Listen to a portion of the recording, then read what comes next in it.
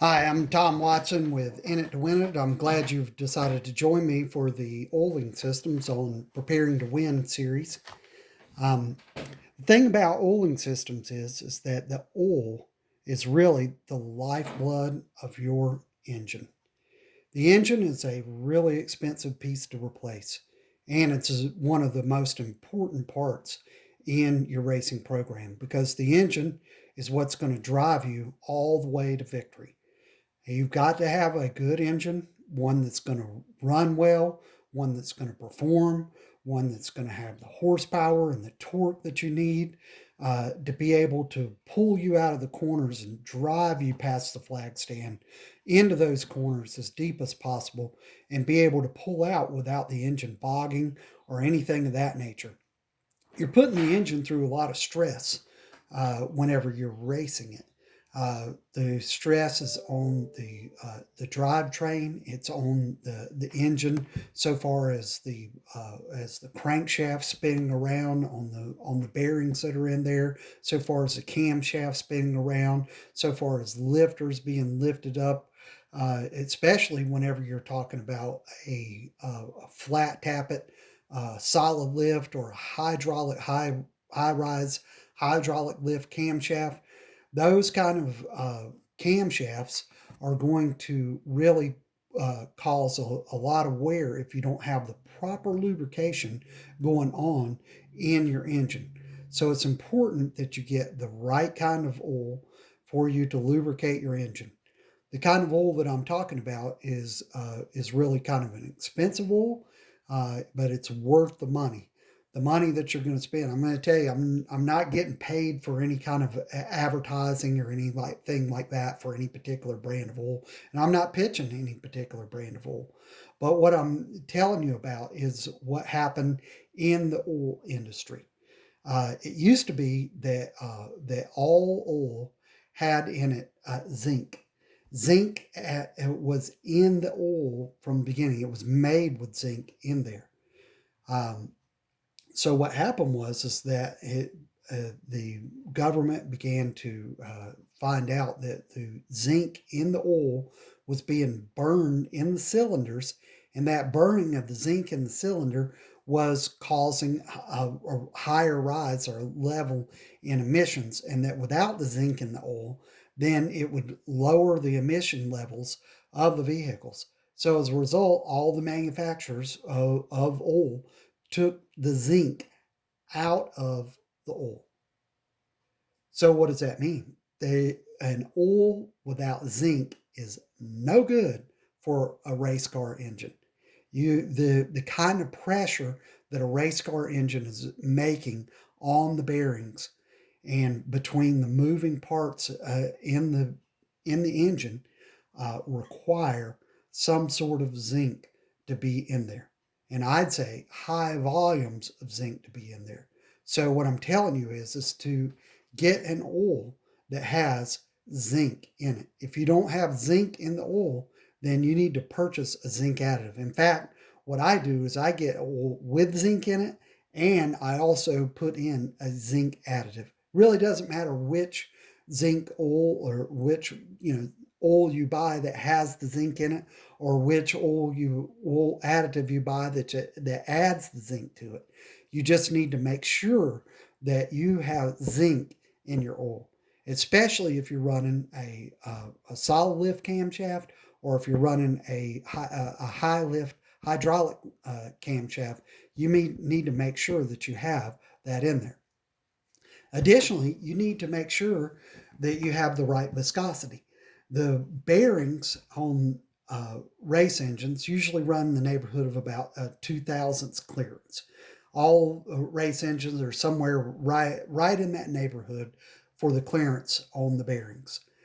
What that means is that you've got to get the right viscosity of oil. Almost all race engines run on something in the neighborhood of about a 1550 or 20W50 oil.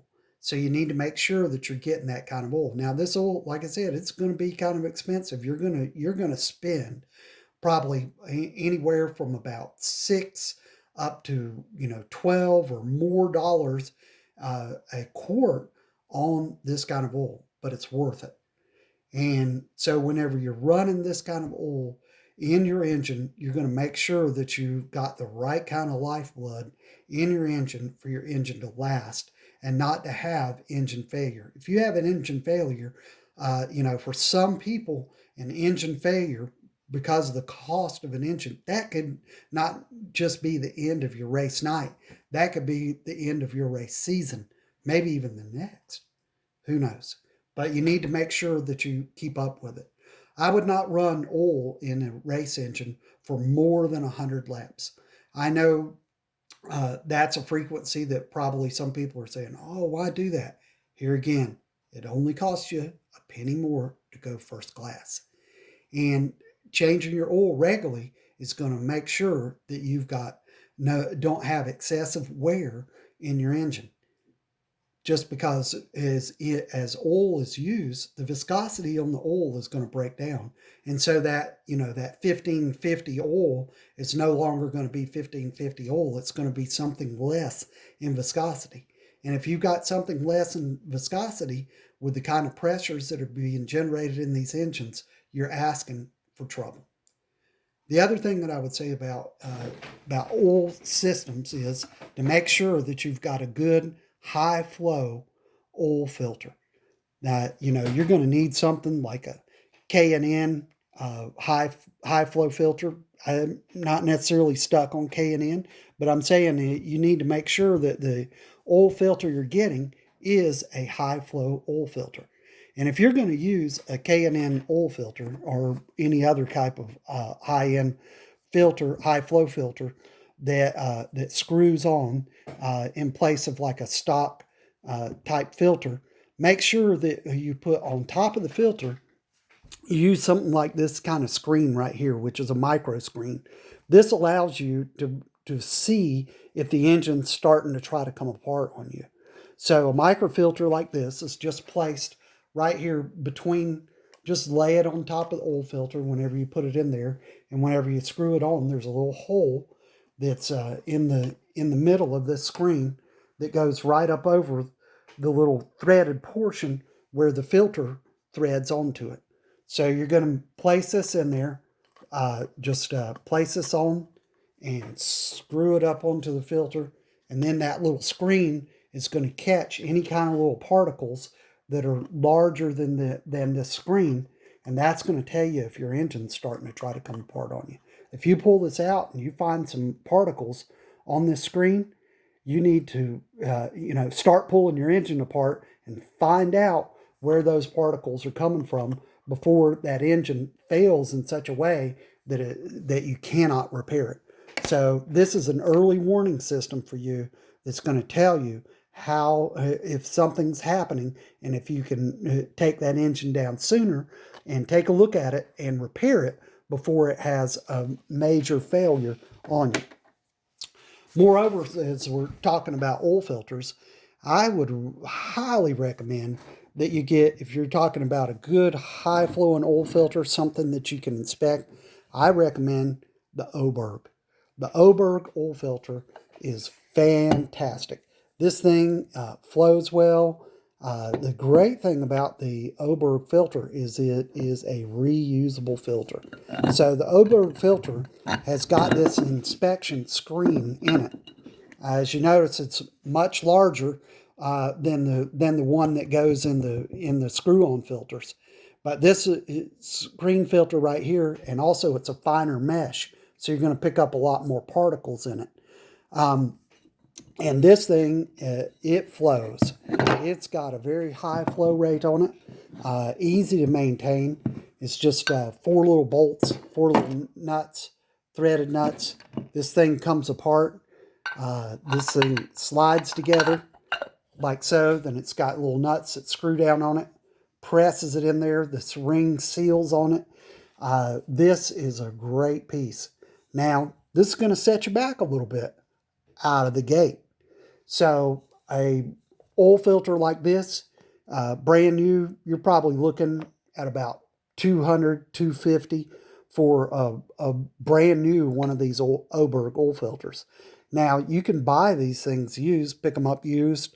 You can find them on eBay. You can find them on other marketplaces that where they're selling used parts. And here again, just make sure you're buying from someone that's reputable. Overall, I don't think you could go wrong with purchasing a used one of these, other than if it was cracked or something, well, something that's pretty visible. So with that being said, an Oberg filter like that, like I said, $250 for that. Then you're going to have to buy the appropriate fittings to fit for the size of AN fittings that you're using. You're going to have an adapter that goes in where this oil filter normally screws in. There's going to have to be an adapter that goes in there because this is like a remote mounted oil filter. So you're going to need some sort of an adapter that goes on and fits your engine. And has a couple of AN fittings coming out of it. You're going to have to invest in some stainless steel braided hose or some lightweight hose, something that you're going to have to use. And I say make your own. Make your own hoses. You're going to have to get these style fittings that go on the end of this style hose. So you're going to have to work these hoses together, put these fittings on there. This is a great piece. These type of hoses and this fitting right here, pretty much fail safe. These are the kind of things that you need to do whenever you're doing the plumbing for your engine oiling system. This is the kind of plumbing that you're going to need if you're going to use like a engine oil cooler, if you're going to use like a remote type filter like the Oberg. Those are the kind of things that you are going to need and to have to purchase. Like I said, going to set you back a little bit for the pieces that go with it, for the hose, the stainless steel. I like stainless steel braided hose. Just make sure that whenever you're around it, you don't like tear up your hands or anything on it. You can wrap a little electrical tape on it to keep it from whenever you're like reaching down into the engine compartment or whatever and rubbing your arm on it if it starts to fray or something like that, so it doesn't like cut you or something of that nature. Just wrap some black electrical tape around it. That's usually enough to keep you from getting any kind of abrasions or anything from it. Or you can buy the hose that's already got the nylon braid or an outer coating on it. You can buy those kind of lines for your system, and those lines will work well for you. And like I said, then you're going to have to buy these fittings. You're going to have to put these together. We'll do another class on how to put all of these lines and the fittings and everything like that together. Kind of a technique to it. Nothing really hard to learn, but something that you definitely need to learn how to do. You want to take and make sure that you cut these lines, the right length for where they need to go, and that you have the right kind of fittings, that you're not stressing the hoses. You have some 45s, some 90s, some straights.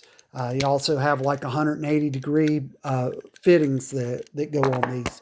So you're gonna have to get all the right stuff to put something like this in your car. So why do I say in the long run you could really save money on this? Because it's a reusable oil filter. Something like a K&N, a high flow oil filter, going to set you back about $15 a pop. So every 100 laps, you're going to have to replace an oil filter for about $15. So you can kind of see this something like this is going to last you for years and years and years to come. So you want to invest in something like this rather than continue to use an oil filter like this. But it's fine if you want to keep using a filter like this. Nothing really wrong with the system. I just like this kind of system better. I find it quicker to be able to inspect, and it just makes for a much smoother and better piece, easier to maintain. That's what we're going for. It's just ease of maintenance. Something that because the easier it is to maintain, the more likely you are to do it and to stay up with it and stay on top of it.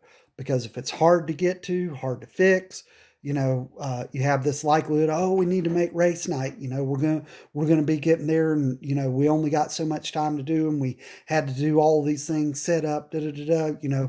A million and one things to get done during a week to go to a race event.